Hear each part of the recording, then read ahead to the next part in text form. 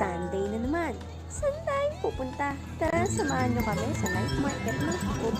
Pagpasok nyo nga pala, ito ang mga bubungad sa inyo. Siyempre, ang mga perlas di yan nawawala kapag nasa island ka. Lalong-lalo naman itong mga seafood na to, hindi ito mawawala. Ang mga paluto. Kaso, tourist price kaya mahal. Kain na lang muna tayo ng chetay. Must try nga din pala itong mga peanuts na to. Trinay din namin ang Bunryu dito. May isang street nga pala dito na madami nag-o-offer ng gelato ice cream. At syempre, trinay na nga rin pala namin. Ang sarap nga pala nitong strawberry flavor na to. Ito pala ang tip namin sa inyo. Dito kayo mamili sa King Kong Mart ng mga pasalubong. At dahil strong independent ka, dito tayo ang mga pinamili namin.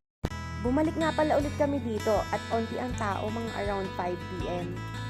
At dahil na-act na nga siya sa mga seafood, nagpaluto na rin kami dito. Bumili na nga rin pala kami ng crepe sa katabing stall. Tapos, ayan yung mga pinaluto namin. Dahil hindi ako pwede sa mga seafood basta-basta, ay siya na lang ang tumikim nito. Pare, Uzi. Ang laman ng Philippines. Sabi mo sa akin kung malansa.